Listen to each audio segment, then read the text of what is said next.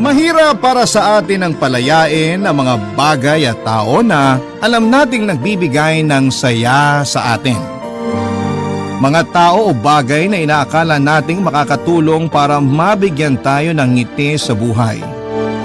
Ikaw kabarangay, kaya mo bang magpalaya ng isang tao o bagay na nakasanayan mo nang nagbibigay sa iyo ng saya? Dear Papa Dudut, ako nga pala si Jill, 36 years old at taga dito sa Pampanga. Isa na akong single mom mula pa last year. Iniwan ako ng aking live-in partner na si Richard. Mas matanda siya ng 5 years sa akin. Buong buhay ko ay nilapag ko na sa kanya at lahat ng desisyon ko ay lagi ko siyang kinukonsider. Kahit na alam ko namang na hindi siya ganon ka-attach sa akin. Mas minahal ko siya kesa sa sarili ko, Papa Dudut. At ang masakit pa doon ay ibinigay ko sa kanya ang lahat kaya nasaktan ako ng labis dahil hindi nasuklian ang pagmamahal na ibinigay ko sa kanya. Basta masaya siya, masaya na rin ako. Iyon ang naging mantra ko sa aming relasyon at sa buhay ko mismo, Papa Dudut. Lalo na noong nagkaroon kami ng anak. Hindi niya yon nagustuhan noong una dahil sinabi niyang hindi siya ready na maging isang ama. Nasaktan ako pero pinilit ko na lamang nakalimutan ang sinabi niya. Inisip ko na baka nga nabigla lang siya dahil akala niya ay safe kaming pareho. Pinagpills kasi niya ako dahil hindi pa talaga siya ready na magkaroon ng anak. Kaya lang ay gusto ko na talagang magkaroon kami ng pamilya. Kaya hindi ako nagpills ng halos 1 buwan. Hindi naman niya ito nalaman at sinubukan ko namang ipaliwanag na hindi naman 100% effective ang pag-inom ng pills. Naniwala naman siya. Naging masaya naman ang pagsasama namin noong nagkaroon kami ng anak. Nakita ko namang masaya siya at mahal niya ang anak namin.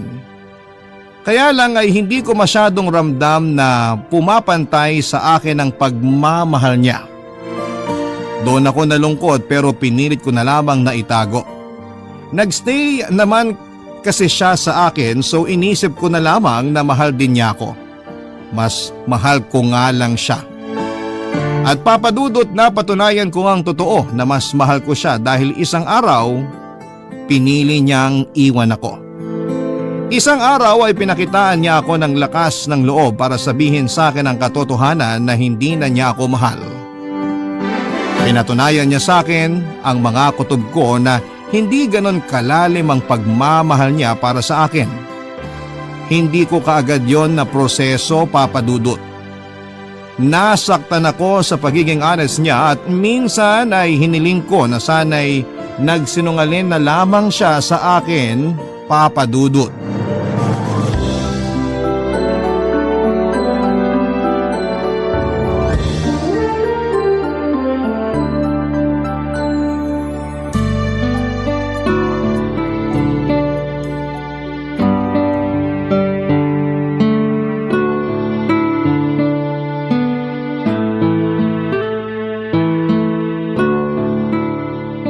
Tulog na ba ang anak natin? Oo, kakatulog lang. Kanina ka pa niya hinihintay. Sorry, may kinailangan lang kasi akong gawin. Hindi mo man lang sinagot yung tawag ko? Nakailang tawag kami ng anak mo kanina kasi gusto ko raw niyang makita at makausap man lang bago matulog. Sorry. Puro sorry na lang. Kailan ka ba babawi sa amin ng anak mo? Hindi naman ako nagkulang sa anak natin. Pero sa akin, May kailangan tayong pag-usapan. dapat nga siguro mag-usap na tayo. Marami na kasi akong napapansin sa'yo eh. Mabuti naman at willing ka makipag-usap sa akin ngayon. Jill, ayoko na. Anong ayaw mo na? Ayoko na. Ayaw mo na? Ayaw mo nang pinipilit kitang kumain ng gulay? Ayaw mo nang samahan ako magsimba tuwing Miyerkules? Ayaw mo nang samahan ako manood ng TV pagka uwi mo galing trabaho? Alin siya nang ayaw mo at babaguhin ko? Wala nang kailangang baguhin. Ayoko na talaga. Klaruhin mo! Ayoko na sa relasyon natin. Ayoko na rin naman tong nangyayari sa relasyon natin pero hindi naman ibig sabihin ay susukuan ko na. Magkaiba tayo. Gusto ko na tong sukuan Hindi ka pwedeng sumuko dahil may anak tayo. at hindi ko siya pababayaan. Yan ang mapapangako ko sa inyo. Paano ko bang hahawakan yung pangako na yan hindi mo nga natupad yung pangako mo na magsasama tayo habang buhay? Para sa anak natin, tutuparin ko ang pangako ko. At yung pangako mo sa nanay ng anak mo? Jill, huwag ka naman ganyan. Ikaw pa tong ang lakas ng loob na iwan ako, samantalang ako lang naman tong nag-e-effort sa relasyon natin. Ayun na nga eh. Ikaw na lang nag-e-effort. Hindi mo ba makitang unfair yon? Unfair talaga sa part ko. Tapos ikaw pa tong may gana mang iwan? Nagpapakatotoo lang ako. Hindi na kita mahal. Hindi na ako masaya. At sa tingin mo ako masaya? Kaya nga palayain na natin ang isa't isa para maging masaya na tayo. Alam mong kayo ng anak natin ang nagpapasaya sa akin. Huwag mo namang basta bawiin yun. Ang tagal na nating magkarelasyon ni hindi nga ako nag-demand sa'yo ng kasal kasi alam kong ayaw mo. Nakailang sumbat ka na sa kasal sa akin. Kasi ang tagal ko nang hinihingi pero hindi mo magawang ibigay. Kasi hindi ako ready. O talagang hindi lang ako yung gusto mo makasama habang buhay. Sa akin ka hindi ready, di ba? Hindi madaling aminin pero totoo. Hindi ikaw ang gusto kong makasama habang buhay. Ay, Richard! Ramdam ko naman yan una pa lang. Hindi lang ako nagsalita. Kasi akala ko magagawa ng paraan ng oras yung nararamdaman mo para sa akin. Umasa ako na mamahalin mo rin ako tulad ng pagmamahal ko sa'yo. Ni minsan di mo sinubukang pumantay sa nararamdaman ko. Napakatamad mong magmahal. Yun na nga ang problema. Lagi mo hinihiling na pantayan kong pagmamahal mo sa akin. Isa hindi ko nga magawa. O ayaw mo nang gawin talaga. Siguro nga, oo. Tatanggapin mo na lang? Wala man lang pagbabago para sa anak mo? Hindi ako nagkulang sa anak natin. Kaya alam kong wala akong dapat gawing pagbabago. Ang makasarili mo! Hindi ba mas makasarili ka kasi ayaw mo akong palayain kahit alam mong ayoko na? Para to sa anak natin! Bakit ba mas ramdam kong ginagawa mo to para sa sarili mo? Hindi ako nakasagot dahil alam kong yon ang katotohanan. Totoo ang sinabi ni Richard na kaya ko siyang gustong magstay ay para sa akin at hindi para sa anak namin. May parte sa puso ko na ginagawa ko ang pagmamakaawa kay Richard para sa anak namin. Pero mas malaking parte noon ay ginagawa ko para sa sarili ko. Buong gabi ay nakiusap ako kay Richard na huwag na akong iwanan. Nilatag ko ang iba pang mga kadahilanan para magstay siya pero lahat ng yon ay tinabla niya. Desperada na ako para hindi siya umalis sa buhay ko, Papa Dudut.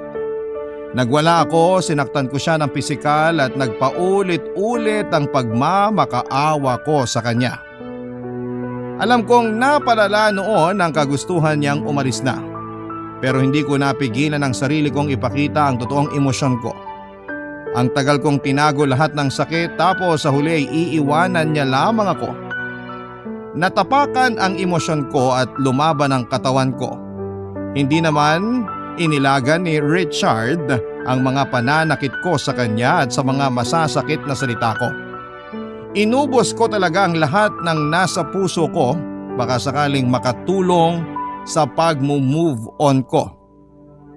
Kung hindi lang nagising ang anak namin, hindi sana ako titigil sa pananakit kay Richard. Kinuha namang pagkakataon yon ni Richard para umalis na.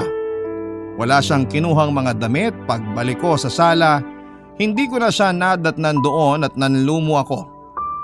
Hindi pa ako tapos magmakaawa at hindi pa ako tapos sabihin lahat ng sama ng loob ko sa kanya. Wala tuloy akong nagawa kundi ang umiyak na lamang mag-isa. Hindi nalaman ng anak namin ang nangyari at hindi ko rin alam kung paano noon ipapaliwanag sa anak namin na iniwan na kami ng ama niya. Naiwan ako mag-isa sa pangangalaga ng anak namin, Papa Dudut. Kahit tinupad naman ni Richard ang pangako niyang sustento sa aming mag-ina, ay hindi pa rin yon naging sapat at gusto ko pa rin ng buong pamilya, Papa Dudut. At pinangako ko sa sarili kong hindi ako titigil hanggat hindi ko napababalik sa buhay ko si Richard. desidido akong bumawi siya sa kahit na anong paraan. Nakayanan kong tiisin ang kakarampot na pagmamahal niya dati.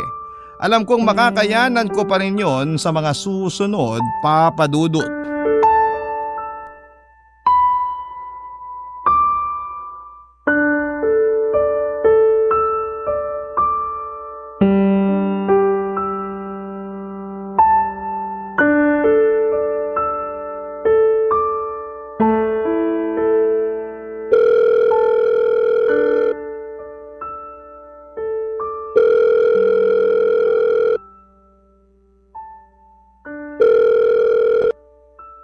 Hello?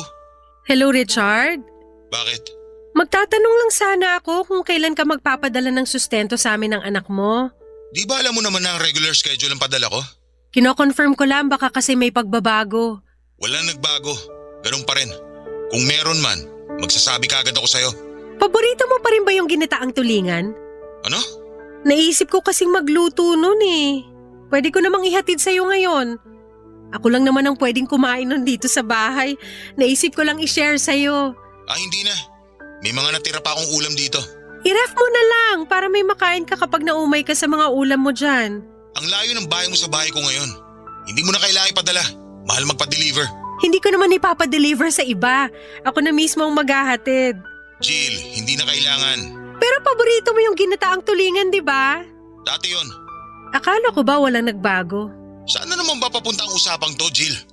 Baka lang lumamig na ang ulo mo sa akin at naisip mo magkaayos na tayo. Sabi ko na eh. So ano nang sagot mo? Kailan mo gustong pag-usapan tong tungkol sa pagbabalikan natin? Nakailang buwan na rin naman na tayong hiwalay. Baka nakapag-isip ka na ng tama. Jill, wala na akong balak makipag-usap pa tungkol sa relasyon natin. Wala na tayong ibang dapat pag-usapan kundi ang anak natin. Ito na yung tama para sa sitwasyon natin. Para rin naman sa anak natin tong ginagawa ko ah. Huwag mo namang gamitin ang anak natin para makuha mo ang gusto mo. Hindi ko ginagamit ang anak natin. Gusto ko lang makita mo ng mas maayos na kailangan ka ng anak mo. Kaya nga ginagawa ko pa rin ang best ko para sa kanya kahit hindi na tayo nagsasama sa iisang bahay. Pero hindi ba't mas magiging maganda para sa kanya na kasama ka namin sa iisang bubong? Hindi mo ba naisip yun? Hindi na tayo pwede magsama. May babalik ko rin ang pagmamahal mo para sa akin. Magbabago ko para sa'yo. Lahat ng ayaw mo sa akin tatanggalin ko. Gumawa ka ng listahan. Alam ko na karami na ako sa'yo. Hindi na maibabalik ang pagmamahal ko sa'yo kasi may iba na ako. May iba ka na? Sorry kung hindi ko agad nasabi sa'yo. Pero nagsasama na kaming dalawa ng bago kong girlfriend. At mas pinili mo siya kaysa mabigyan ng masayang pamilya ang anak mo? Kaya pa rin nating mapasaya ang anak natin kahit hindi na tayo magkasama. Hindi mo kasi maintindihan! Ikaw ang hindi makaintindi. Ilang buwan na tayong hiwalay, pero hindi mo pa rin magawang tanggapin. Kasi para tayo sa isa't isa! Yan ang binuo mong idea sa ating dalawa. Pero Jill, hindi na tayo para sa isa't isa una pa lang. Alam mo yan.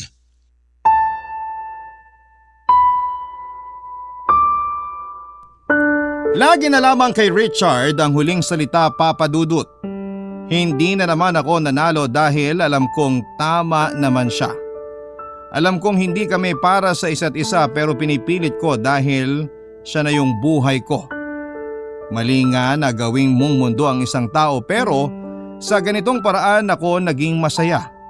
Kaya nung umalis si Richard ay nawala na ako ng dahilan para magpatuloy pa. Kahit mismong anak namin ay hindi na ibigay ang saya na dulot sa akin ni Richard. Nakaka-guilty ang ganong pakiramdam pero totoo akong tao at alam kong ito ang totoong nararamdaman ko. Papadudot, after kong nalaman na may iba na ang karelasyon si Richard ay nadurog ako. Hindi ko naalaga ang maayos ang anak ko at kinailangan ko muna siyang ipaalaga sa magulang ko para maproseso ko ang nangyari sa amin ni Richard. Nagkulong lamang ako sa bahay at iniyak ko ang lahat ng sama ng loob ko. Panay ang tingin ko noon sa pictures namin ni Richard dahil sobrang nami-miss ko na siya. Binalikan ko ang lahat ng conversation namin noong nagsisimula pa lamang ang relasyon namin. Alam kong sinasaktan ko lamang ang sarili ko sa ginagawa ko. Pero hindi ko mapigilang sariwain noon ang nakaraan namin. Naging masaya naman kami dati kahit na nakukulangan ako sa pagmamahal niya sa akin. Kung nakontento na lamang sana ako dati at hindi na lang laging nagrereklamo sa kanya, sa sama ng loob ko dahil hindi ko masyadong maramdaman ang pagmamahal niya, sana'y hindi kami nagkahiwalay. Sana'y natuto akong tanggapin na lamang kung ano lang ang kaya ni Richard kung yun lamang ang paraan para magstay siya sa buhay ko. Pinagod ko rin ang sarili ko sa kakaisip ng paraan para makuha ko siya pabalik sa buhay ko, Papa Dudut. Hanggang sa bigla ko naalala ang tiyahin kong nasa probinsya. Napangiti ako dahil nakaisip na ako ng magandang plano at kailangan ko ang tiyahin ko para may sakatuparan yon. Papa Dudut, alam ko na ang gagawin ko at sigurado na ako noon na makukuha ko pabalik si Richard. Dahil doon ay napatigil na ako sa pag-iyak. Dahil doon ay gumaan na ang pakiramdam ko dahil mababawi ko na kung sino ang para sa akin. Papa Dudut. Barangay Love Stories. Barangay Love Stories. Papa Dudut, hindi ko muna kinuha ang anak ko sa mga magulang ko dahil kinailangan kong umuwi ng probinsya para puntahan ang tiyaming ko na noon ay 60 years old na. Matandang dalaga at nakatira malayo sa mga kamag-anak namin. Naging close kami ni Tiyaming noong bata pa lamang ako. Pinsan siya ng nanay ko at siya ang pinaka-paborito kong kamag-anak sa lahat dahil kaya niya akong intindihin. Ako lang din ang nakakaunawa sa kanya dahil tingin ko sa kanya ay mabuting tao. Samantalang ang tingin sa kanya ng iba naming kamag-anak ay weirdo at may sapak sa utak. Hindi ko nakita yon sa kanya. Nakita kong matalino siya at mayaman ang espiritualidad niya. Kaya mas lalo akong napalapit sa kanya dahil gusto kong malaman ang mga bagay na hindi pa alam ng karamihan. Kaya lang ay kinailangan niyang umalis sa barangay namin dahil hinuhusgahan na siya ng mga kakilala namin base sa ginagawa niyang kabuhayan. May sabi-sabi kasi sa barangay namin na isang mangkukulam ang tiyaming ko. Kahit mga kamag-anak ko mismo ay pinapaniwalaan yon. Bata pa lamang ako noon pero alam kong may katotohanan ng sinasabi nila. Tuwing may nakakaaway si Tiyaming sa lugar namin ay inaasahan ng lahat na may mangyayaring hindi maganda sa tao na yon at walang naging palya yon, Papa Dudut. Sa kwarto ni Tiyaming minsan na akong nakapasok. Wala ni isa sa mga kamag-anak ko ang nagtangkang pumasok doon maliban sa akin. Hindi ko na inulit dahil natakot ako sa mga nakasabit sa kanyang dingding lalo na ang itim na kandila at iba't ibang larawan ng mga taong kakilala at hindi ko kakilala. Hindi ko naman yon pinaalam sa kanya o sa kahit na sino dahil gusto kong protektahan ang tiyahin ko dahil naging maayos naman siya sa akin. Kaya ang laking lungkot ko noong napilitan siyang lumayo para hindi na rin madamay kaming pamilya niya. Tumira siya sa isang liblib na lugar kung saan ay hindi ganong kadaling makapunta pero nagawa ko. Dahil gusto ko nang magkabalikan kami ni Richard at alam kong si Tiyaming lang ang tunay na makakatulong sa akin. Siya ang magiging tulay ko para magawa ko yon. Ang tagal na rin noong huli ko siyang nakita at nanibago siya sa akin nang muli kaming magkita, Papa Dudut.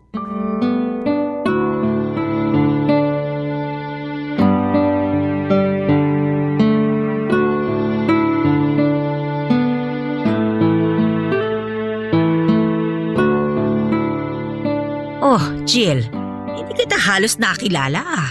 Marami talaga nagagawa ang oras sa tao, Tiyaming. Sa akin ba anong nagawa ng oras sa itsura ko, ha? Parang umatras ang oras sa inyo. Bumabata kayo tignan ah. Eh, hindi ba halatang may 20% na discount na ako sa mga kainan? Naku, mukha lang kayong may discount sa jeep. Ano yon, senior citizen discount? Student discount! Ay naku, ang batang ito, lumaking bolera. Nagsasabi lang ako ng totoo. Nagsasabi ka lang ng ganyan kasi mukhang may kailangan ka sa akin, ano? Paano nyo alam? Iba talaga ang powers mo. Hindi na kailangan ng espesyal na kapangyarihan para malaman kung may kailangan sa akin ng isang tao. Una, binola mo ako. Pangalawa, dinayo mo ako.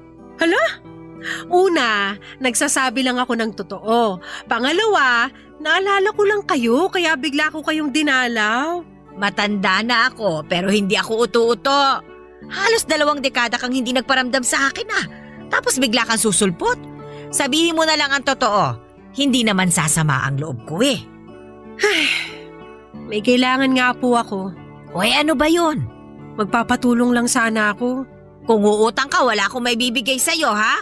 Hindi pa nga ako binabayaran ng mga nagpagamot sa akin Hindi po ako uutang pero may gusto rin akong ipagawa sa inyo. Handa ako magbayad. Ano ba yun? May nangkulam ba sa'yo? May nagkagustong kapre o tikbalang? Nausog ka ba ng matandang dalaga? Gusto ko lang bawiin ang asawa ko. Sino nang gayuma sa asawa mo? Wala po. Gusto kong gawan niyo ako ng gayuma para bumalik siya sa akin. Sigurado ka ba? Siguradong sigurado. Wala akong ibang gustong mangyari ngayon kundi ang magkabalikan kami.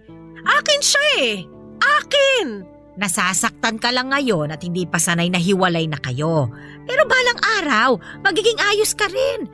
Makakahanap ka rin ng iba, makakalimutan mo rin siya. Hindi, Chaming. Gusto ko sa akin lang siya. Akin lang si Richard. Walang ibang dapat makinabang sa kanya kundi ako lang at anak namin. May anak na kami. Di ba dapat sa amin lang siya at hindi sa ibang babae? Ay, may anak na pala kayo. Kaya naman pala. Matutulungan niyo ba ako? Para sa apo ko sa'yo, abay gagawin ko. Epekto kaya? Magkakahiwalay sila ng bagong karelasyon niya? Kung hindi ka maniniwala, hindi epekto yun. Pero paano kung Magkakahiwalay silang dalawa. Maniwala ka sa akin. mamahalin din kaya niya ako ng sobra tulad ng pagmamahal ko sa kanya?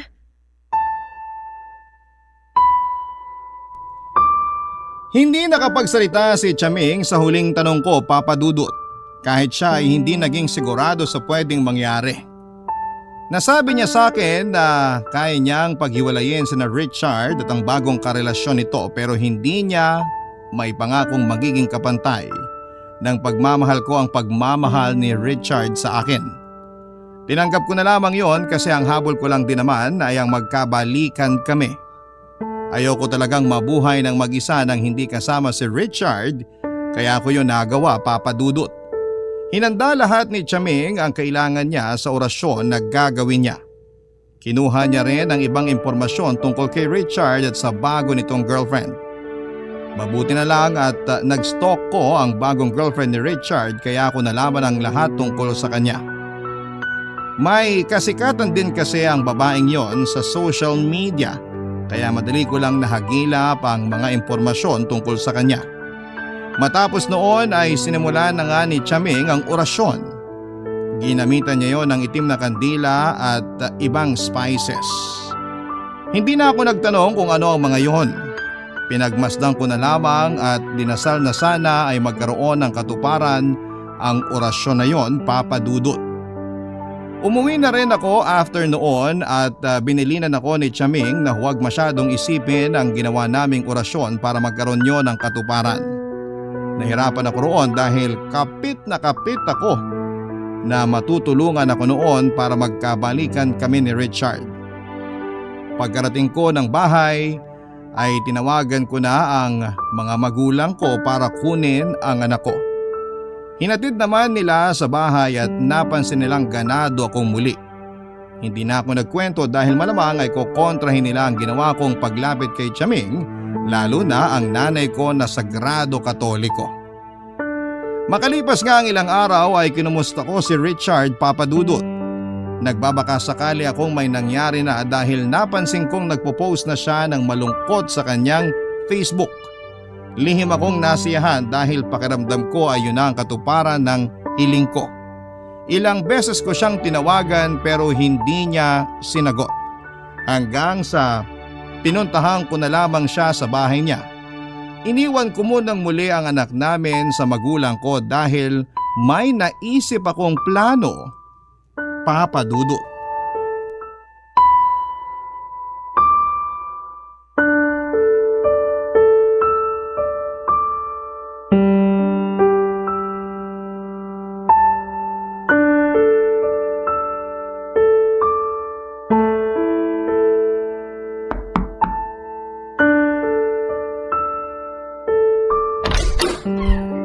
Oh Jill, anong ginagawa mo rito? Kanina pa ako tumatawag sa'yo, hindi mo man lang sinagot. Pwede mo naman kasi i-text na lang kung ano man yung kailangan mo. Magre-reply naman kagad ako pag di na ako busy. Alam mo namang hirap ako mag-text, di ba? Ano ba kasi yun? Hinahanap ka kasi ng anak natin.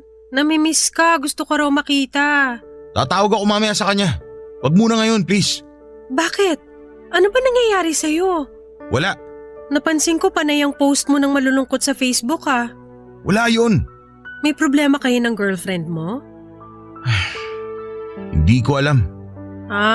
May problema nga kayo. Okay lang ba kung umalis ka na muna? Kailangan ko lang mapag-isa. Dapat nga may kasama ka ngayon para mabigyan ka ng tamang advice. Lalabas naman kami ni Arthur mamaya para mag-inuman. Ayos na ako ron. Iba pa rin kapag may kausap ka ngayon lalo't babae ako. Alam ko ang takbo ng utak ng mga babae. Bakit? Hindi ka ba busy?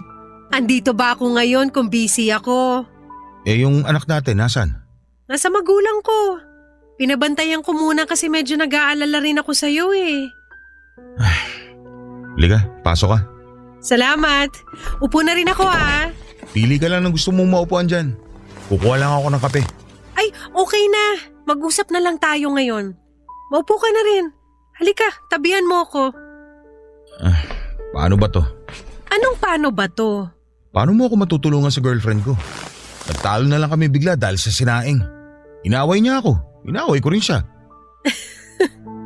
Dahil lang sa sinaing? Alam ko ang babaw. Pero hindi ko maintindihan yung sarili ko kung bakit ako sumabog ng ganun. Asan siya ngayon?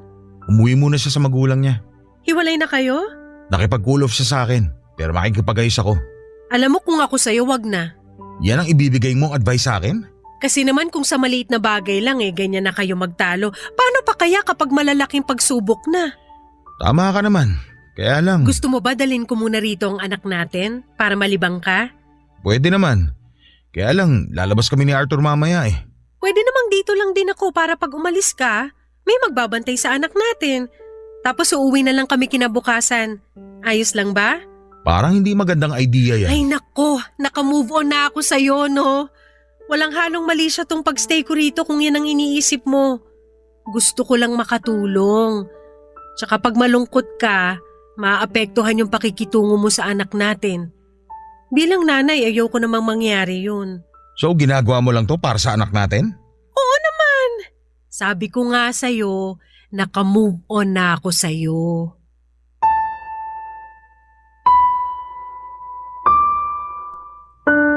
Siyempre, nagsinungaling ako kay Richard para payagan niya akong mag-overnight sa bahay niya. Kailangan ko rin kasing makibalita at natuwa talaga ako sa nangyari. Kinuha ko ang anak namin at saka dinala sa bahay ni Richard. Natuwa akong makita silang masayang magkasamang mag-ama. Parang nabuo ulit kaming pamilya. Hindi na rin natuloy na umalis si Richard kasama ang kaibigan niyang si Arthur. Nag-decide na lamang siya na manood kaming pamilya ng pelikula sa bagong TV niya. Hindi ko may paliwanag ang sayang nararamdaman ko ng mga oras na yon at naging magaan din ang pakikitungo sa akin ni Richard. Kaya naman alam kong nag-work talaga ang orasyon na pinagawa ko kay Chaming. Hindi rin niya hinawakan ang cellphone niya buong magdamag na kasama niya kami. Kaya alam kong hindi sila nagkausap na dalawa ng girlfriend niya. Papadudod sa pagdaan ng mga araw, nakibalita pa rin ako kay Richard. Hindi pa rin daw sila nagkakaayos ng girlfriend niya. Ramdam kong balisa si Richard at ayon kay Chaming, parte raw yon ng ginawa niyang orasyon. Hindi rin nag-attempt na lumapit si Richard sa girlfriend niya at hindi raw niya maintindihan kung bakit. Dati naman daw ay si Richard ang nagpapakumbaba sa tuwing may maliit silang away. Pero noong pagkakataong yon ay nagbago na ang lahat. Hindi na raw naramdaman ni Richard na kailangan niyang lumapit sa girlfriend niya. Naramdaman daw niya na nababalisa siya sa tuwing naiisip na kausapin ang babaeng yon. Isa na namang senyales na epektibo ang ginawa ni Chaming. Kaya naman nagpapasalamat akong muli sa tiyahin ko. Ang kailangan ko na lang hintayin ay ang pagbabalik ni Richard sa aming mag-ina. Hindi ko pa ramdam na nagbalik na ang pagmamahal niya sa akin pero sabi nga ni Chaming, Kailangan ko lang magtiwala sa hiwaga ng gayuma. Barangay Love Stories. Barangay Love Stories. Masaya ako na nadagdagan na rin ang atensyon ni Richard hindi lang sa anak ko kundi maging sa akin din. Kinilig ako sa tuwing kinukumusta ko ni Richard, Papa Dudut. Lagi na rin niyang hinihiram ang anak namin at dumadami na ang oras niya sa aming mag-ina. Kaya naman nagpapasalamat talaga ako na lumapit ako kay Chaming. Wala pa rin akong nabalitaan kung nagkakausap pa rin ba sina Richard at ang girlfriend niya. Kailangan ko na lang silang mapaghiwalay ng totoo para matapos na ang kalbaryo ko at makapasok na akong muli sa eksena. Alam ko namang alanganin pa rin si Richard sa gagawin noon sa relasyon nila. Ramdam ko pa rin naman noon na may pagmamahal pa rin siya sa babaeng yon. Ang maganda lang sa nangyayari noon di gumagawa ng paraan si Richard para magkaayos sila ng girlfriend niya. Pasensya na ha kung hindi ko magawang banggitin ang pangalan ng girlfriend ni Richard dahil kapag naririnig ko yon ay nababalisa din ako. Sinabi ni Chaming na normal lang daw yon sa mga nagpagawa ng orasyon. Papa Dudut, inakala kong magtutuloy-tuloy na ang magandang balita na hindi na nga magkakaayos sina Richard at ang girlfriend niya. Hanggang isang araw ay napansin ko na lamang na parang biglang nagbago si Richard. Hindi na siya dumadalaw noon sa bahay namin at bihira na rin kung hiramin niya ang anak namin kahit na day off niya. Kinutuba na ako lalo na at bihira na rin niyang sagutin ang mga tawag ko. Alam kong may mali na. Tinanong ko si Richard kung nagkaayos na ba sila ng girlfriend niya at sinabi niyang oo. Nagkabalika na raw sila. Nadurog muli ang puso ko, Papa Dudut. Iniwan kong muli ang anak ko sa mga magulang ko at saka pinuntahan si Chaming para itanong kung bakit nagkabalikan pa rin silang dalawa, gayong malakas naman ang ginawang orasyon ni Chaming. Nung nakarating na ako sa bahay niya, saktong kakaalis lang ng dalawang customer niya, Papa Dudut.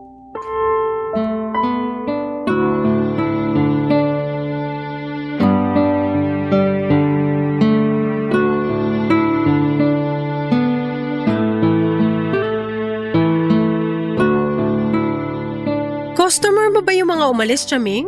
Ay oo! Yung isa nagpagawa ng orasyon para lumakas ang negosyo niya. Yung isa naman nagpahula. Nanguhula ka na rin pala? Ay hindi pa ganun kapulido. Kaya nga ang hingi ko lang, madalas donasyon lang. Papahula pa naman sana ako. Ay saka na kapag magaling na ako talaga. Tsaka nanghihina pa ako ngayon Hala, ayos lang po ba kayo? Dumagsa kasi ang mga customer mula pa kahapon. Bentang-benta pala kayo I-recommenda ko nga kayo sa mga kakilala ko sa amin sa Pampanga. Ay sige nga para makadagdag sa pagpapagawa ko ng bahay. Maliit lang din kasi ang sinisingil ko sa mga customer ko. Akong bahala sa inyo, basta tulungan nyo rin ako kay Richard.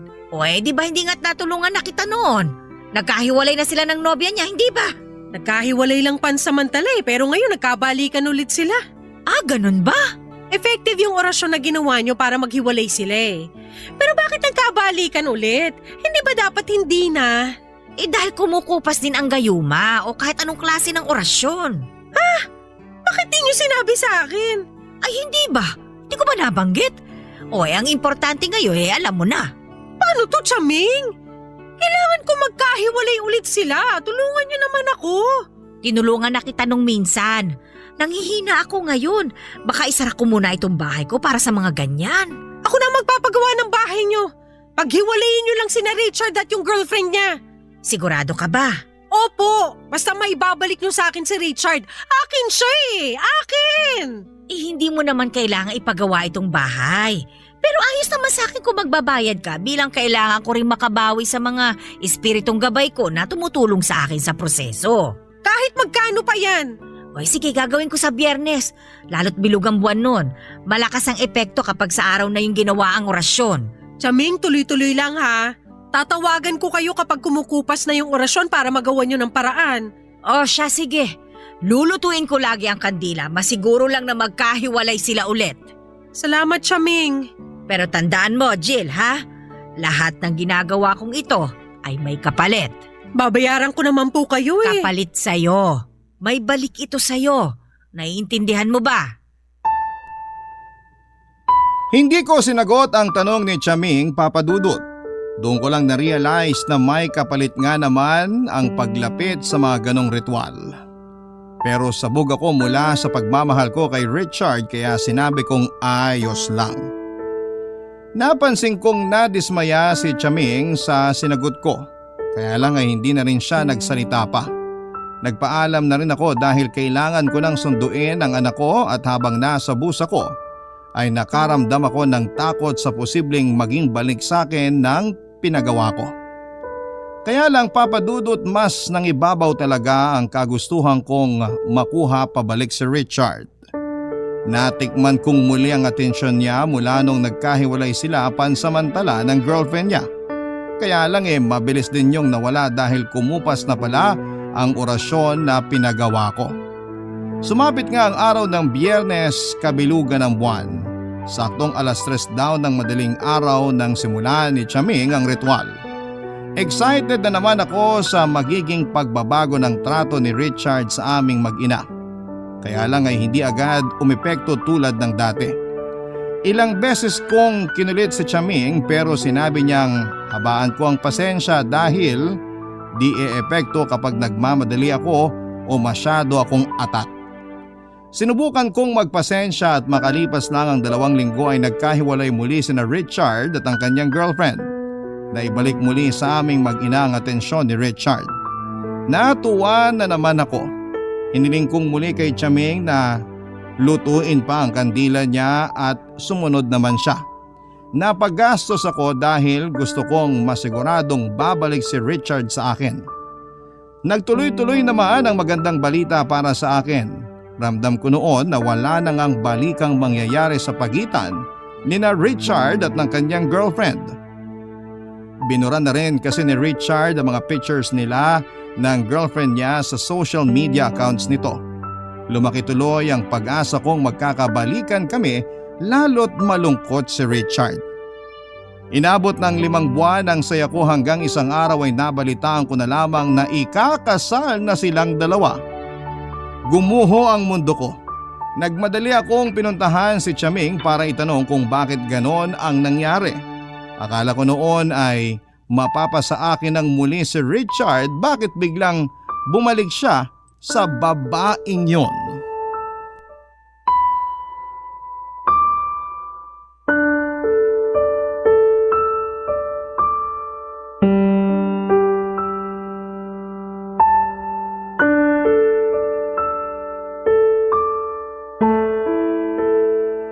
Chaming!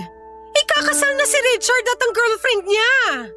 Ay, ganun talaga. Paano ganun talaga? Kung hindi ukol, abay hindi bubukol. Pero di ba ginamitan mo naman ng malalakas na orasyon? Ano nangyari? Ginamitan ko nga. Nakita mo naman ang epekto ng mga nakaraang buwan, hindi ba? Oo! Nagkagulo sila, nag-away, nagkahiwalay. Oh, edi ibig sabihin, umepekto nga. Pero bakit ngayon hindi na? Ba't nagkabalikan sila? Gusto mo ba magsindi ulit ako ng kandila? Niloloko na ata ako ng mga kandila mo eh. Paano bang niloko ka? Nakita mo nga nagkahiwalay sila, hindi ba? Pero nagkabalikan din sila. Hindi ganito ang plano. Dapat forever sila magkakahiwalay. Ganun nga talaga. Yan na lang ba isasagot nyo sa akin ngayon? Malamang. Matapos lahat ng binayad ko sa inyo? Halos napunta na sa inyo lahat ng ipon ko para sa kinabukasan ng anak ko eh.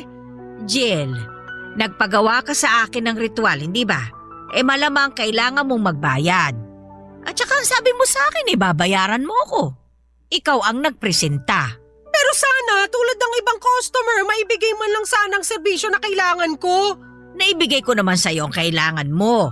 Napaghiwalay natin si Richard at yung girlfriend niya. Uulitin ko lang. Nagkabalikan silang dalawa at ngayon ikakasal na. Ginawa ko na ang lahat, Jill. Pagpasensyahan mo na kung ano lang ang inabot ng makakaya ko. Gawan niya ulit ang paraan. Kausapin mo kung sino man yung nasa kabilang mundo na tumutulong sa inyo. Basta gawan niyo ng paraan. Ganyan na ba ang nagagawa ng pagmamahal mo para kay Richard? Ito ang nagagawa sa akin kapag hindi ko nakukuha ang serbisyong binayaran ko. Yan ang nagagawa ng mga taong hindi kayang pakawala ng isang bagay na alam naman nilang tapos na. Hindi mo alam ang nararamdaman ko kaya ang dali para sa'yo na sabihin yan. Madali para sa akin na sabihin ito sa'yo dahil bata ka pa lang, ganyan na ang ugali mo. Naalala mo yung manika mong hindi mo naman na pinaglalaroan pero ipinagdadamot mo sa pinsan mong ipahiram. Ang dami mong bagong laruan pero ayaw mong bitawan yung luma para ibigay sa iba kahit alam mo namang hindi mo na naman kailangan. Ganyan ka talaga, Jill. Kinukulong mo sa mga palad mo yung mga tao o bagay na dapat matagal mo nang pinakawalan. Matagal na tayong hindi nagkasama kaya wala kang alam sa mga pagbabago ko ngayon. Nagbago ka ba talaga? O tulad ka pa rin ng batang Jill na sakim at puro sarili lang ang iniisip? Kung hindi ka na makasarili, asa ng anak mo ngayon? Bakit imbis na inaalagaan mo siya ngayon, nandito ka't nagagalit sa akin dahil hindi mo makuha ang isang bagay na hindi naman talaga para sa'yo? Sino ka ba para sabihin na hindi para sa akin si Richard? Hindi siya para sa'yo, Jill. Sa iba't ibang buhay, hindi siya nanatili sa'yo. Hindi siya para sa'yo. So pinirahan niyo lang ako? Alam niyo namang hindi pala siya para sa akin pero kuha ka ng pera sa akin para paasahin ako mapaghihiwalay mo yung dalawa? Napaghiwalay naman natin sila, hindi ba? Ilang beses pa nga. Pero tulad nga ng sinabi ko sa'yo, kung hindi nakatadhana para sa'yo, hindi talaga mapupunta sa'yo. Kahit pa ilang kandila ang sindihan natin, lutuin natin, hindi nun makakayanan ang itinakda. Tinakda kayong magkahiwalay. Itinakda si Richard para sa iba. Sana iyon ay maging klaro sa'yo. Hindi talaga siya para sa'yo. Para akong paulit-ulit na sinampal sa mga sinabi ni Chaming, Papa Dudut. Hindi ko matanggap na may katotohanan lahat ng sinabi niya. Ilang beses nang pinatunayan sa akin ang tadhana na hindi kami ang itinakda para sa isa't isa pero patuloy ko yung nilabanan. Totoo ang sinabi ni Chaming. Hindi ko magagawang pakawalan yung mga bagay na alam kong tapos na. Hindi ako natuto. Hindi ako pumayag na basta-basta na lamang mawala lahat ng bagay na gusto kong hawak ko lamang. Gaya na lamang ni Richard, Papa Dudut. Iniyak ko lang ang nararamdaman kong pait at sinubukan kong tanggapin pero hindi ko kaya. Nilabas ni Chaming ang barahan niya at saka walang pasabing binasahan ako ng kapalaran. Doon niya ipinakitang hindi talaga kami ni Richard ang nakatakda. Nakita na raw yun ni Chaming. Sina Richard at ang kanyang girlfriend ang nakatakdang magsama habang buhay. Parang dinagana ng dibdib ko sa mga sinabi ni Chaming, Papa Dudut. Hindi madaling tanggapin ang katotohanan. Pero nung hinawakan niya ang kamay ko at sinabing merong bagong darating at yun na nga ang para sa akin. Ramdam ko ang sincerity sa mga mata ni Chaming at sinabi niyang paparating na ang para sa akin. Kung magagawa ko lang bitawan ang hindi na para sa akin. Papa Dudut, hindi na ako umulit pa na magpagawa ng orasyon kay Chaming. Tinanggap ko na lamang ang katotohanan hindi para sa akin, kundi para sa anak ko.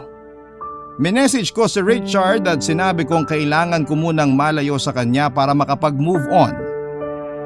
Inamin kong may pagmamahal pa rin ako sa kanya at hindi madali na malamang ikakasal na siya sa iba. Kailangan ko lang ayusin ang sarili ko at intindihin ang anak ko. Naintindihan naman niya at humingi siya ng tawad sa lahat ng mga naging pagkukulang niya. Inayos namin ang para sa schedule ng anak namin at sinabi ko sa kanya na sa magulang ko na lang lumapit kung may kailangan siya sa anak namin. Hindi ko muna siya kayang makita o makausap man lang dahil baka kung ano pa ang magawa ko. Ikakasal na sila ngayong taon, Papa Dudut, at hindi pa rin ako makamove on sa kanya. Pero kinaya ko na ngayon. Bit-bit ko na lamang ang pag-asa na balang araw ay may darating din na para sa akin. Na kapag hindi ko pa binitawan si Richard itatago siya ng dakilang lumikha sa akin. Kaya ako bumitaw dahil alam kong may darating at yon ang mananatili para sa akin. Hanggang dito na lamang po ang aking liham, Papa Dudut. Maraming salamat po sa pangunawa at pagbabahagi ng aking kwento sa inyong mga masusugid na tagapakinig sa Barangay LS 97.1 Forever. Muli maraming salamat po. Ang inyong forever at kapusong kabarangay, Jill. Nagustuhan ng iyong napakinggan? Ituloy yan via live stream sa www.gmanetwork.com/radio. Barangay LS 97.1 Forever!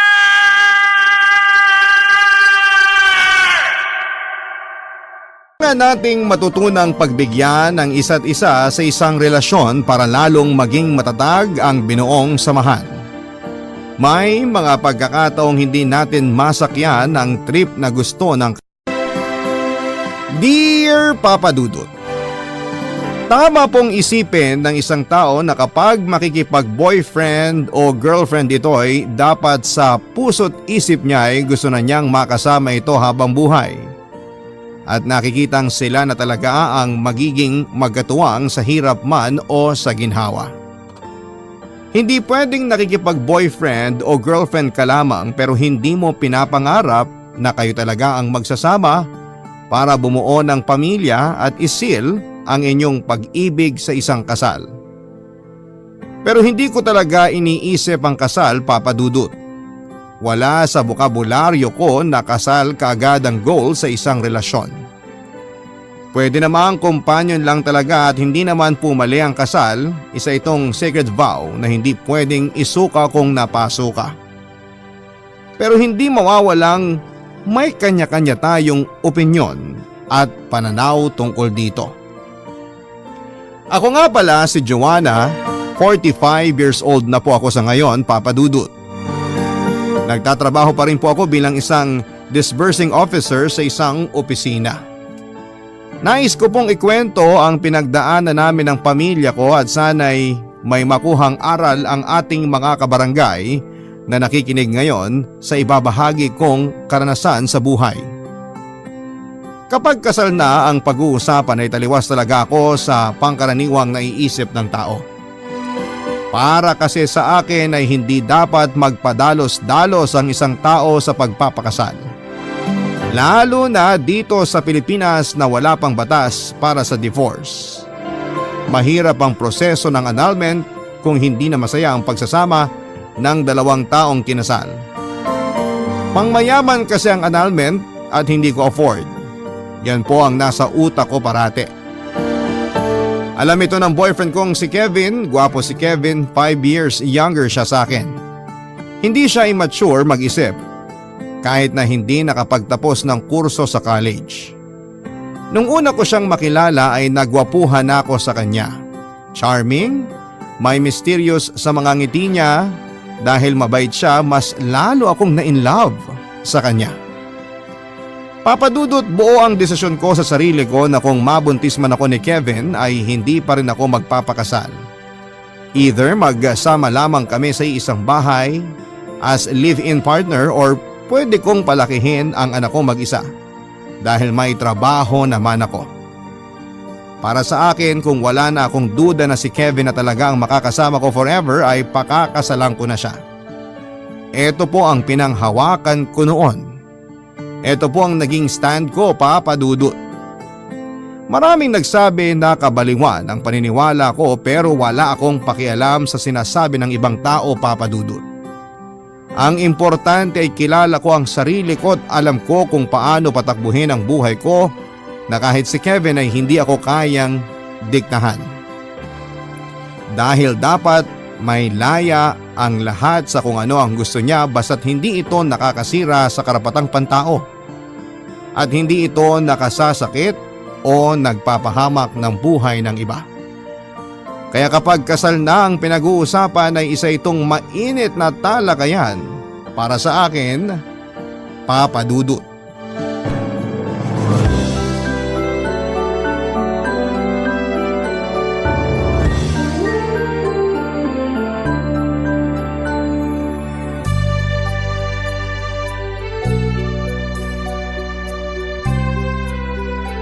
lamig talaga dito, no, mahal?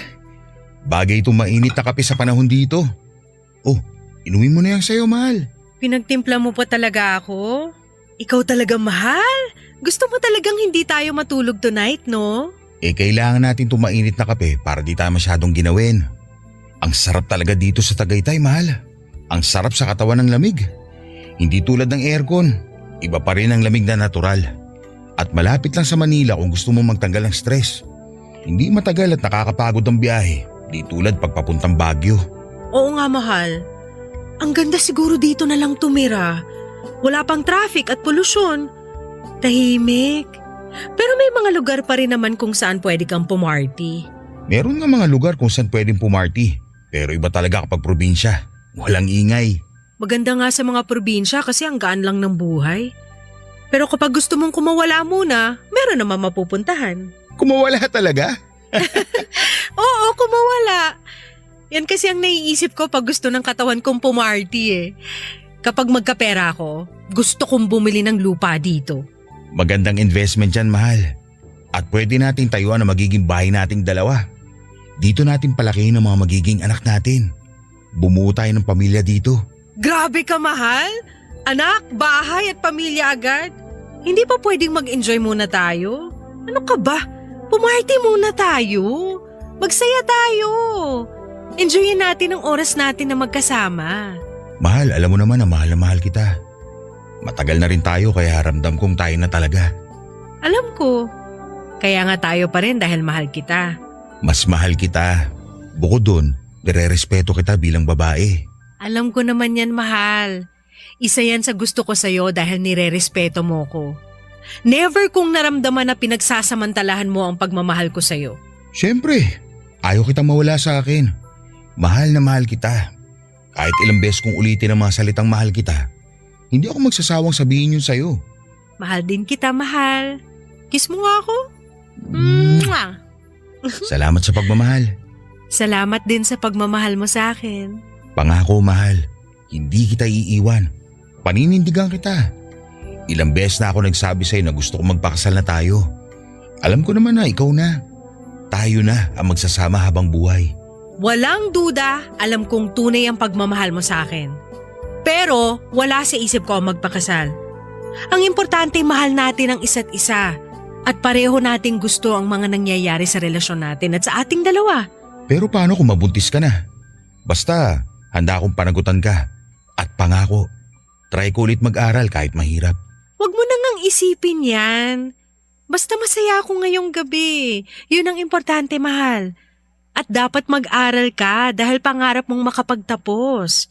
Maganda talaga kung makakapagtapos ka pero nasa sayo pa rin yan, ha? Salamat, mahal. Salamat din, mahal. Bakis nga ako. Hindi si Kevin ang unang lalaking nakasiping ko, Papa Dudut. Lahat ng mga lalaking dumaan sa akin ay katawan lang ang hanap. Pero ang nagustuhan ko kay Kevin ay hindi niya kaagad hinangad na angkinin ang katawan ko. Hanggang halik at romance lang ang ginagawa niya dahil lang sabi nga niya ay nirerespeto niya ako. Kaya mahal ko si Kevin pero hindi pa rin maalis sa isipan ko na baka darating ang araw ay makakahanap si Kevin ng mas nagpapasaya sa kanya. Mas nababagay sa kanya. Bukas na bukas ako sa posibilidad na mag-iba ang gusto ng isang tao. Parang ulan lang yan sa tag-init. Hindi mo inaasahan pero nangyayari pala talaga. Ang ibig kong sabihin, Papa Dudut, kahit gaano ka ka-sure na mahal ka ng tao ay darating din ang panahon na mararamdaman, makakaramdam kayo ng lamig kahit na gusto mo pang ituloy ang init ng inyong pagmamahalan. At pagising mo ay tuluyan nang nawala ang init na yon. Sa aming relasyon ay ako ang nagdadala dahil sa mas matanda nga ako ng 5 taon sa kanya, Papa Dudut. Pero matured mag-isip si Kevin kaya naging swak ang pagsasamahan namin hanggang sa nabuntis na niya ako, Papa Dudut. Pinaalam ko sa kanya ang tungkol sa pregnancy test na naging resulta at sinabi kong magiging tatay na siya. Tuwang-tuwa si Kevin at gusto niya talagang pakasalan na ako pero takot pa rin ako sa kasal, Papa Dudut. Ayaw ko pa ng panahong yon dahil hindi pa rin ako sure kung forever ang love at compatibility naming dalawa. Ang gusto ko ay mag-live-in lang kami. Gusto ko pang subukang tignan at patunayan kung talagang forever ba ang love namin sa isa't isa. Halos isumpa naman ako ng Mama Helen ko nang malaman niyang hindi ako pumayag na pakasalan si Kevin. At gusto ko lang muna na mag-live-in kami. Sobrang galit si Mama sa akin na para bang teenager pa rin ako sa mga mata niya na hindi alam ang magdesisyon sa sarili ng dapat gawin. Iniisip niya ang tungkol sa moral standards at ang kahihiyan ng pamilya sa hindi ko pagpapakasal.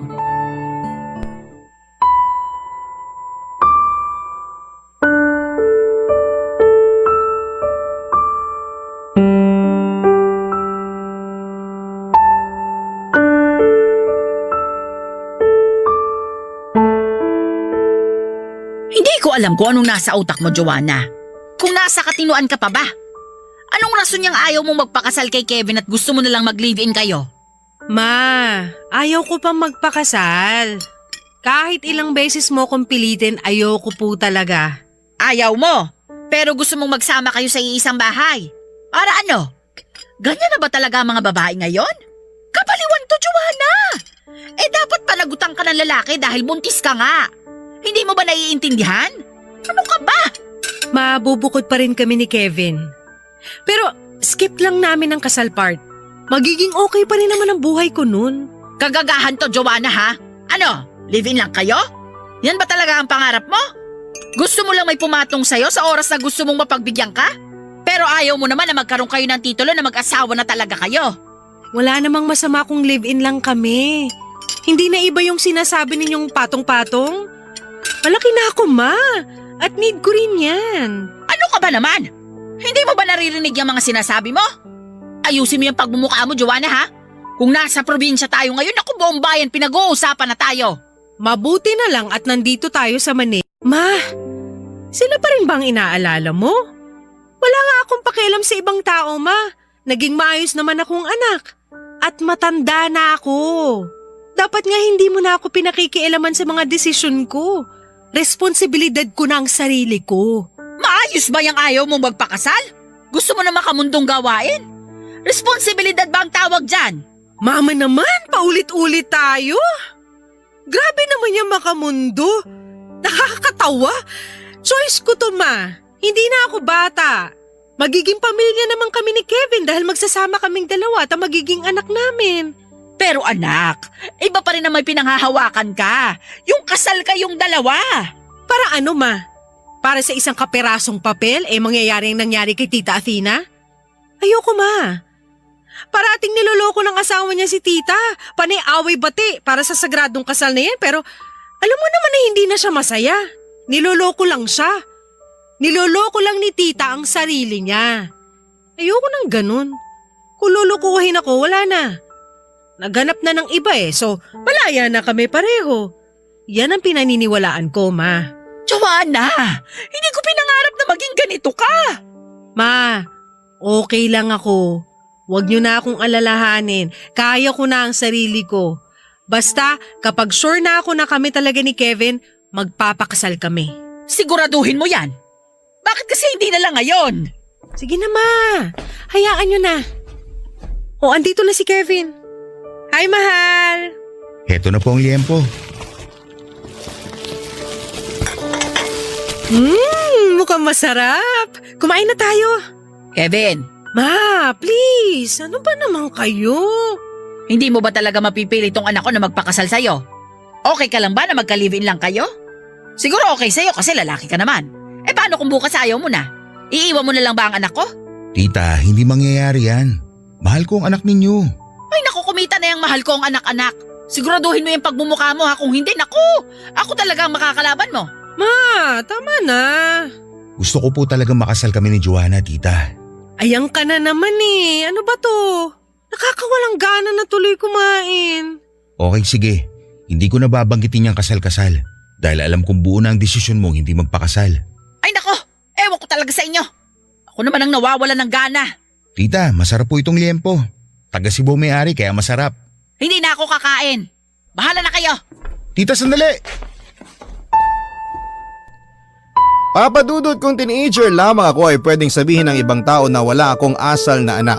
Pero sa aking edad ay may karapatan na akong magsalita para sa sarili ko. Alam kong nasaktan ko si mama pero ayokong mag-compromise sa gusto na niya sa hindi ko naman gusto. Matapos ang ilang buwan na nagsama kami ni Kevin sa isang bahay ay pinanganak ko na ang baby namin. Kamukha niya si Kevin. Kaya ang sabi nila ay mahal ko talaga ang ama ng bata dahil kamukha niya ito. Female version ni Kevin ang baby Irish namin. Naging mami ako sa edad na 26. Papadudod parang ako pa ang tumayong tatay sa relasyon namin dahil ako ang nagtatrabaho habang si Kevin naman ay nasa bahay lang. Pinagsabihan ako ng mama na nawi-weirduhan pa rin siya sa setup ng pamilya ko. Kung eto rin ba ang bagong setup ng pamilya sa Pilipinas na ang babae na ang nagtatrabaho. Ipinagtanggol ko naman si Kevin at ang sabi ko kay mama na nagtatrabaho naman si Kevin sa bahay at hindi biro ang magbantay ng bata. Maligaya ako sa piling ni Kevin kahit na maraming kuda ang mga tao tungkol sa hindi namin pagpapakasal, papadudot. At ako lamang ang kumikita ng pera. Wala pa rin akong pakialam sa kanila. Ang importante sa akin ay naibibigay ni Kevin. Ang gusto ko, lalo na sa usaping labing-labing, papadudot. Barangay Love Stories. Barangay Love Stories. Papadudot nang maging kami ni Kevin ay hindi na ako naghanap ng ibang yakap, halik at init ng ibang lalaki. Naging sapat na si Kevin para sa akin, papadudot. Naging tapat ako sa kanya at napapaligaya niya ako sa kama. Lahat ng gusto ko mangyari para mas maging maganda ang aming pagsasama at mas ma-enjoy namin ang isa't isa ay ginagawa naming dalawa. Parang best friend, best buddy at best sa labing-labing partner ko siya. Kaya wala kaming tinatago sa isa't isa, papadudot. All the wild things a couple would do ay ginagawa namin dahil committed na naman kami sa isa't isa. At lahat ng ginagawa namin ay consensual, may pagpayag ng bawat isa, papadudot. Kasal po kami sa kama at yon ang importante para sa akin. Minsan kinakausap niya ako tungkol sa kasal hanggang sa nagsawa na siguro siya at hindi na niya ako niyayaya ng kasal dahil parati akong tumatanggi. Naging partner ko si Kevin sa lahat ng trip ko sa buhay ko pero may isa akong trip na matagal kong pinag-isipang sabihin sa kanya, papadudot. Dumating ang araw na nagkalakas loob na ako at sinabi sa kanya na natry na naming lahat na ma-explore kung paano pasayahin ang bawat isa sa kama pero hindi pa namin natatry na magkaroon ng ibang kasama sa kama maliban sa aming dalawa. Nais kong mag-invite kami ng someone para sumali sa amin kasi naging curious ako sa mga nabasa ko. Nabalitaan ko naman na madalas itong ginagawa sa ibang bansa at may mga tao talaga kahit na dito sa atin na ginagawa ito. Nagalangan si Kevin sa request ko pero tiniyak ko sa kanya na wala namang mangyayaring masama sa aming relasyon dahil alam namin na mahal namin ang isa't isa. At solid pa rin ang aming relasyon for almost 16 years. Kahit na hindi kami kasal. Pero hindi pa rin siya pumayag at biglang nabuhay na naman ang usaping kasal. At naging sure na rin ako sa sarili ko na pakasalan ko siya during the 16th birthday ng anak naming si Irish. Walang kaalam-alam si Irish sa plano ko. Na-surprise siya, papadudot, na kasal pala naming dalawa ni Kevin sa araw mismo ng birthday niya.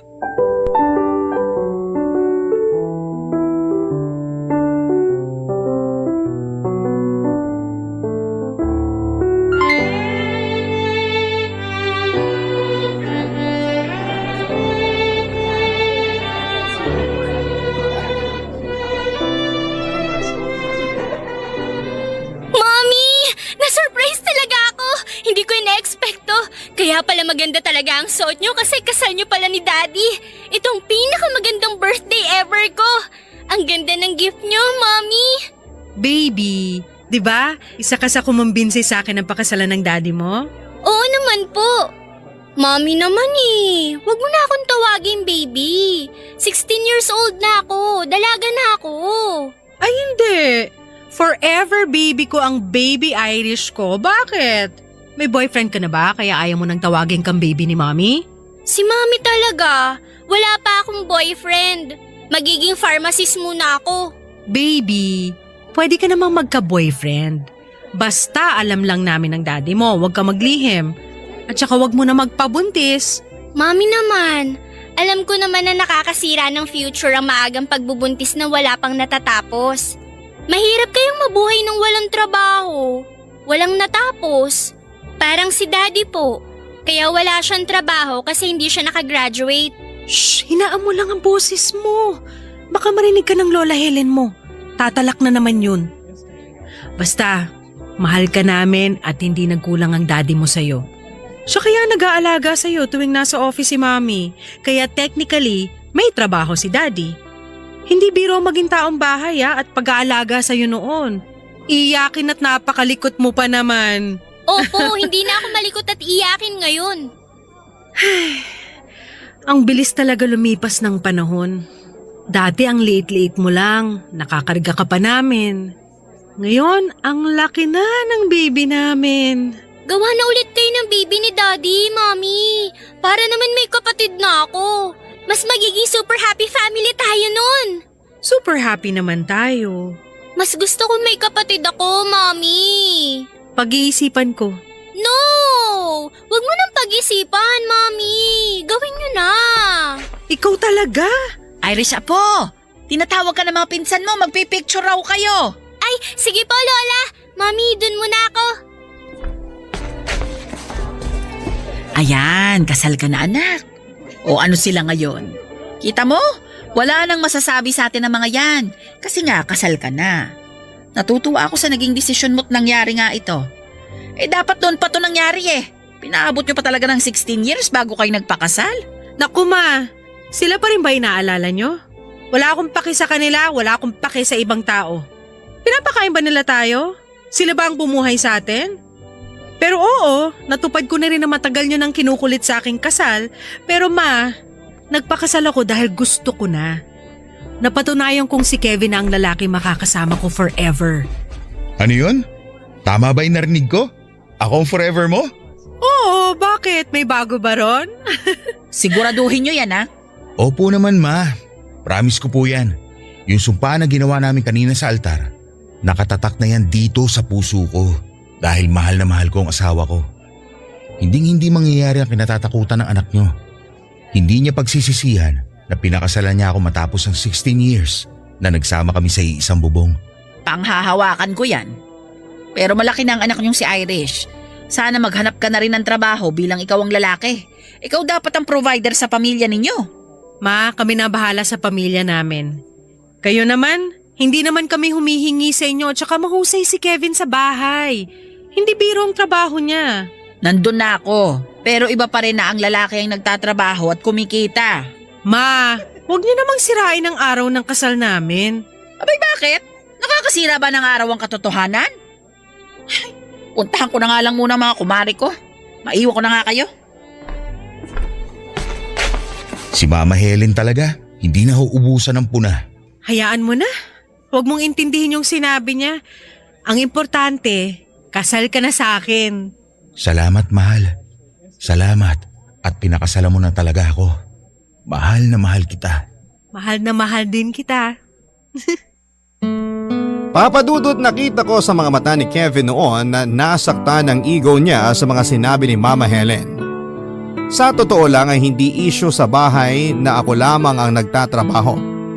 Hindi ko pinapa-feel sa kanya na dapat mas boss ako sa bahay dahil ako ang nagdadala ng pera para may makain kami.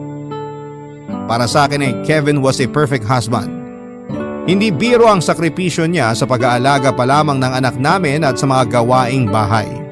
Paglalaba, linis at pagluluto. Para sa akin ay walang masama sa setup namin at hindi ako nagrereklamo. Alam na alam ko na sinusubukan naman ni Kevin na maging provider sa amin dahil kapag may nakita siyang racket, na kayang gawin sa bahay ay ginagawa niya para may maibigay na pera o share sa bills sa bahay. Pero sapat na sa aming tatlo ang kinikita ko. Magandang gesture na lamang para kay Kevin na kahit papaano'y humahanap pa rin siya ng paraan para may maibigay. Kaya pinakasalan ko si Kevin dahil he's perfect sa mga mata ko kahit na hindi siya perfect sa mata ng ibang tao. Pagkatapos ng kasal namin ay kinausap ko siya tungkol sa matagal ko na ring nasabi sa kanya noon. Para maging mas masaya ang official honeymoon namin, kahit nagsama na kami ng 16 years ay pumunta kami sa isang beach resort at pinag-usapan namin ang gusto ko. Ang isang fantasy na matagal ko nang gustong gawin, Papa Dudut.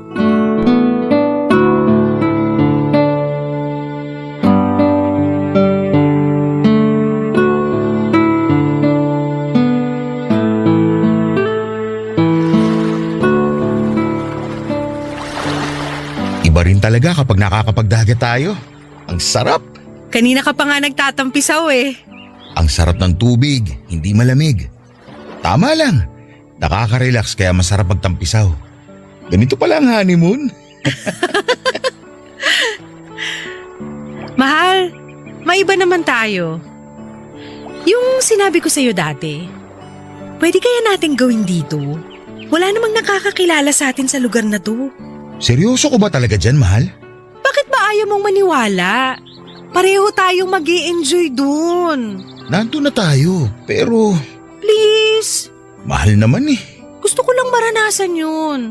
Maghanap tayo dito sa isla ng pwedeng sumali sa honeymoon natin. Gusto ko lalaki. Mahal, parang hindi ko kaya. Mahal, faithful naman ako sa'yo. Kailan ba kita pinagtaksilan? Ang gusto ko lang naman, maranasan na makatikim ng iba habang kasama ka. Tatlo tayo. Pero tayong dalawa nagmamahalan. Trip lang naman yung lalaking sasali sa atin. Ano yung trip na yan? Hindi ko talaga masakyan. Hindi ko kaya makita ang asawa ko na inaangkin ng ibang lalaki. Trip lang nga yun. Paano kung sabihin ko sa'yong kaya ko yung gawin? Pero dapat babae yung sasali sa atin. Dalawa kayong babae na makakasama ko sa isang kama. Hindi mahal. Dapat dalawa kayong lalaki na makakasama ko sa kama. Hindi mo nga kaya na dalawa kayong babae. Ano pa kaya na may kasama tayong ibang lalaki? Kevin naman eh. Anong klaseng paglalaro ng apo itong naisip mo? Alam mo, lahat ng gusto mo sa kama sinunod ko. Para lang maging masaya ka. O bakit? Hindi ka ba masaya sa mga ginagawa natin? Naobliga ka lang ba? Pinapeke mo lang na gusto mo ang ginagawa nating dalawa? Hindi sa ganun. Pero ganun ang pagkaintindi ko. Sige na, ako na ang makate. Walang patutunguhan itong pag-uusap natin. So mag-aaway tayo dito sa honeymoon natin. Hindi ko nga kaya yung gusto mo. Kahit anong posisyon, anong forma gusto mo, magagawa ko.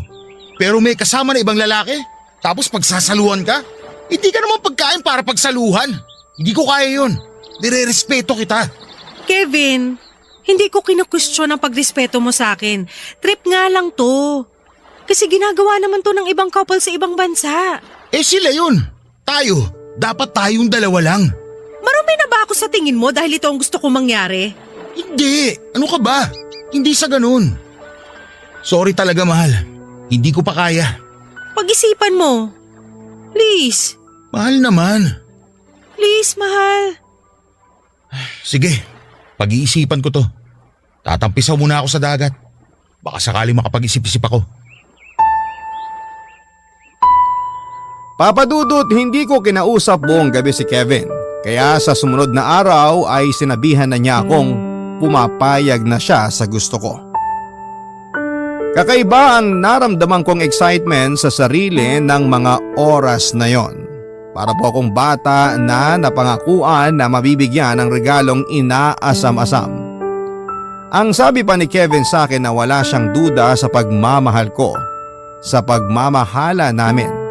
Kaya gagawin niya ang trip na ito at sisiguraduhin niya ang magiging masaya ko. Naghanap kami ng stranger na lalaki sa resort at hindi naman kami nabigo, Papa Dudut. Isang guwapo ang nakilala namin. May lahing European, mistiso at alam ko kaagad na may insecurities na nararamdaman si Kevin.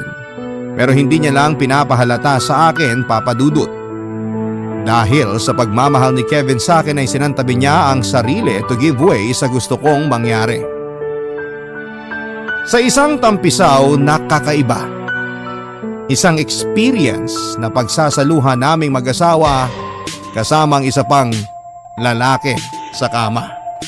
Barangay Love Stories. Barangay Love Stories. Siya ko, Papa Dudut. Lalo na nang nakahanap kami ng lalaki na call center pala ang trabaho sa Maynila, si Eldridge. Guwapo talaga siya, artistahin ang itsura, pero pinangako ko kaagad kay Kevin na hindi ko siya ipagpapalit. I assured Kevin na hanggang trip lamang ang gagawin namin at kakalimutan namin ang lalaking ito. Kakaiba ang feeling at sobrang init ng mga tagpo. Hanggang sa matapos ang lahat ay isang makamundong pagsasalo-salo ay masayang masaya ako to experience and fulfill my fantasy, Papa Dudut. Wild na wild pero buo pa rin kami ni Kevin at kinaumagahan ay umalis na kami sa resort at parang isang panaginip na lamang ang nangyaring pagtatampisaw na ginawa naming tatlo. Hindi na namin pinag-usapan ang tungkol kay Eldridge at sa nangyari sa resort nang makauwi na kami sa bahay, Papa Dudut. Pero may iba sa bawat pagtitig namin sa isa't isa na hindi namin maitatangging ang pangyayaring yon ang nasa isipan namin.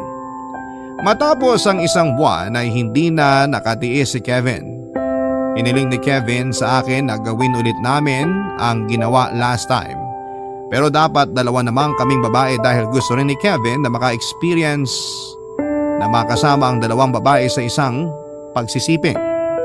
Ayaw ko mang gawin, Papa Dudut, pero hindi ako makatanggi. Nag-bar hopping kami para makahanap ng babae na sasali sa trip namin at hindi naman kami nabigo. Nakilala at napapayag namin si Karil. Nangyari ang gusto ni Kevin at naramdaman ko ang lahat ng nararamdaman ni Kevin noong ginawa namin ito kasama si Eldridge. Nakaramdam ako ng insecurity.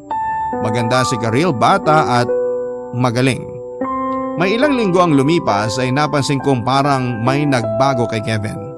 Parang may iba na itong kinagigiliwan. Nakarma ako, Papa Dudut.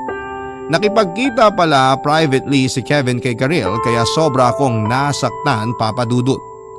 Para po ako napaso sa sarili kong sinindihang apoy.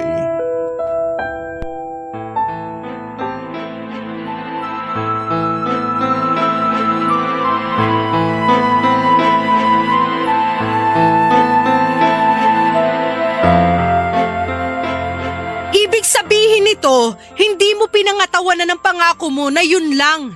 Isang gabi lang ang usapan. Nagkasundo tayo, nakakalimutan na natin yung babaeng yon pagkatapos ng isang beses na may mangyari sa ating tatlo. Kevin! After nating gawin yung bagay na yon kasama yung Eldridge, kinalimutan ko.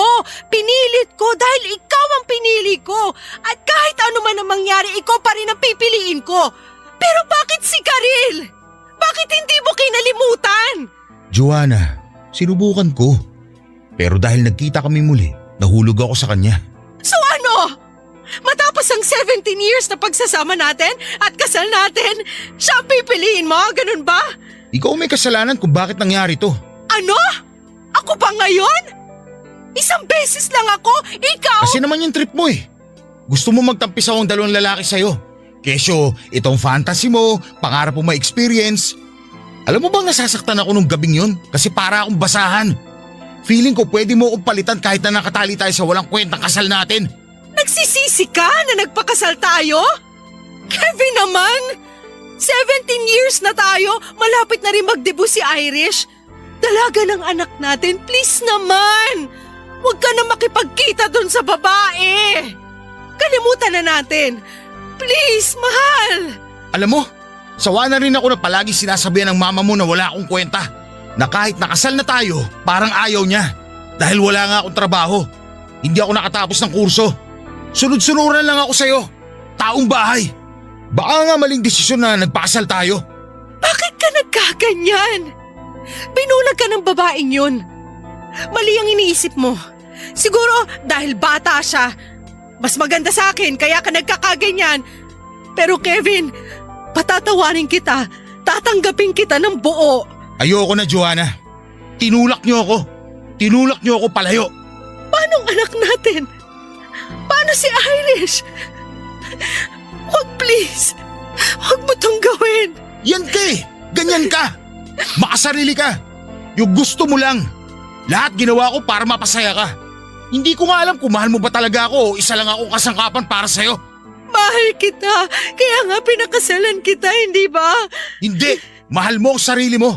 Kaya nga gusto mo mangyari kung ano ang gusto mo dahil makasarili ka. Akala ko nagkaintindihan tayo.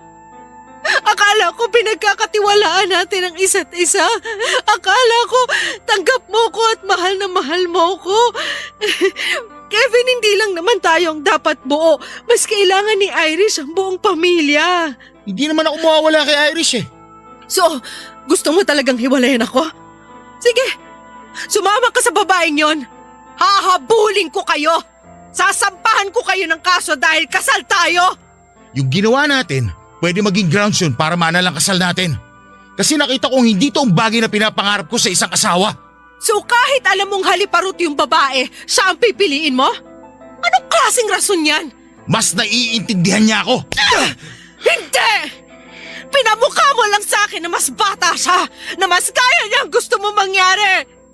Ikaw ang makasarili, Kevin, hindi ako! Hindi! Ikaw! Kevin! Bumalik ka! Saan ka pupunta, Kevin? Huwag mo ako iwan! Huwag mo kami iwan, Kevin! Papadudot nang lumabas si Kevin ng pinto ay hindi na siya bumalik pa. Tuluyan na niya kaming iniwanan, Papa Dudut. Pero hindi ko matanggap dahil alam kong kaya ko pang isalba ang kasal namin, pero parang naging matigas na kahoy ang puso ni Kevin. After a year ng kasal namin ay naghiwalay din po kami. Hindi ko tuloy alam kung tama ba ang naging desisyon ko na pakasalan si Kevin noon. Hindi ko naisip na ang kinakatakutan ko ay mangyayari sa akin. Alam kong may malaki akong participation sa hiwalayan namin dahil sa ginawa naming trip sa isang laro na hindi dapat nangyari in the first place. Kung nag-isip lamang ako na maaaring mauwi sa hindi magandang pangyayari ang ginawa namin, pero nangyari na. Halos isumpa ko ang araw na ginawa namin na pasamahin ang isang lalaki sa pagsisiping at ang payagan si Kevin na pasamahin sa isang kama ang isang babae. Mali na humantong sa hindi nararapat na gawain ng mag-asawa sa isang normal na setup ng love making yon. Mas naiintindihan ko ang kahulugan ng salitang love. Love making nang wala na si Kevin sa bahay, Papa Dudut. Tinatanong ako ng anak kong si Irish kung bakit humantong sa hiwalayan ang pagsasama namin ng daddy niya, at hindi lubos maisip ni Irish na magkakahiwalay kami ng daddy niya. Sobrang nasaktan si Irish sa mga nangyari sa pamilya namin at hindi rin ako nakaligtas sa mga masasakit na salita ni Mama Helen.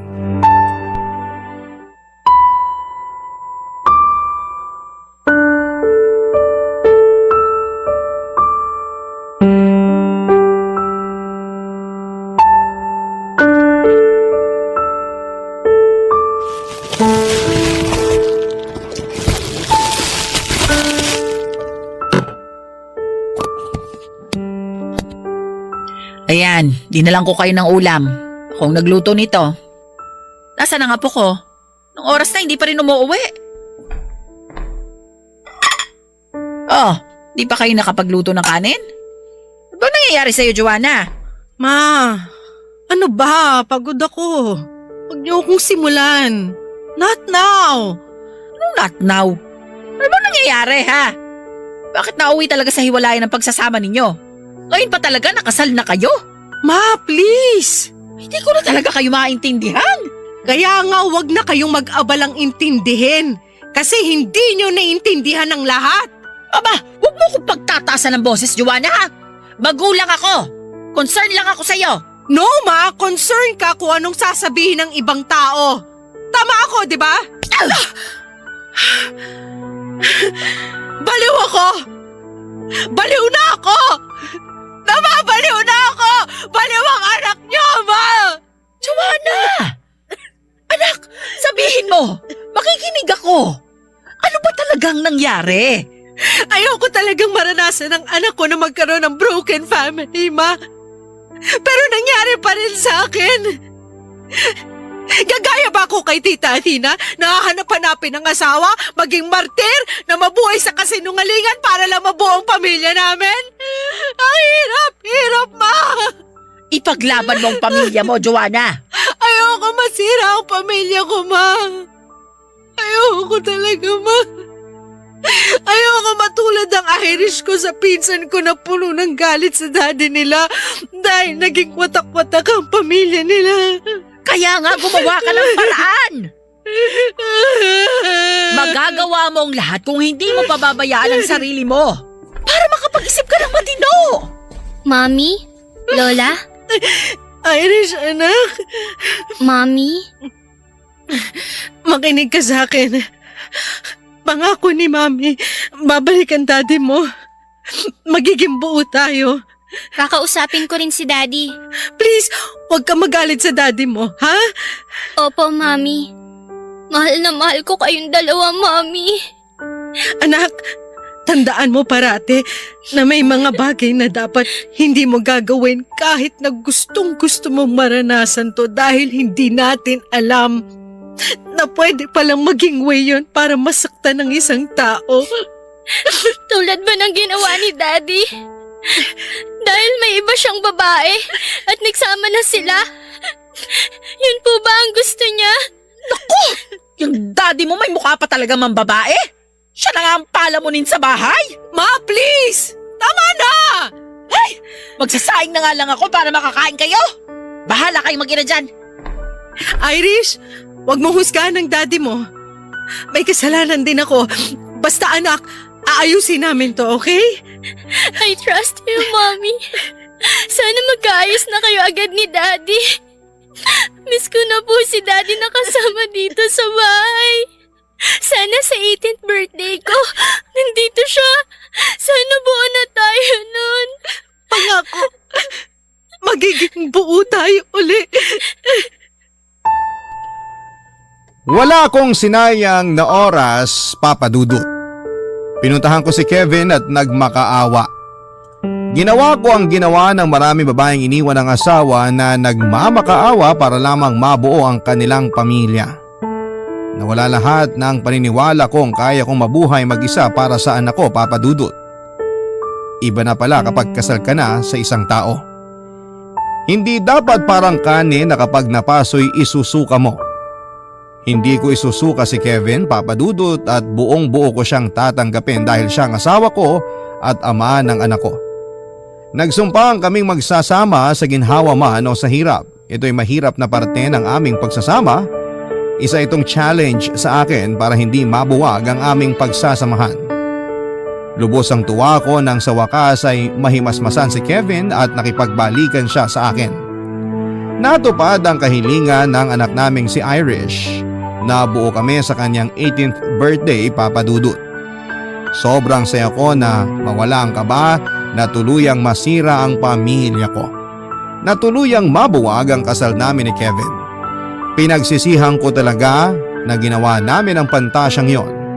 Ang dalawang magkaibang gabi na hindi dapat nangyari. Dapat hindi namin nilagyan ng puwang sa isipan namin na gawin yon. At dapat ay consider na naming parate na may masasaktan at maapektuhang ibang tao sa lahat ng desisyon na gagawin sa buhay. Papa Dudut, nais ko sanang kapulutan ng aral ang kwento ko. Ang importanteng nangyari sa amin, at the end of the day ay naging malakas ang foundation ng pagsasamahan naming mag-asawa at ng aming pamilya. Sa ngayon po, Papa Dudut, ay tinitingnan namin na isang bubog sa aming samahan ang nagawang pagtatampisaw sa isang makamundong pagnanasa sa loob ng sagradong kasal. Sa bubog na ito ay mas naging matatag na kami ngayon bilang isang pamilya. Ang inyo pong forever kapuso at kabarangay. Ang inyong kapuso, Joanna. Barangay Love Stories.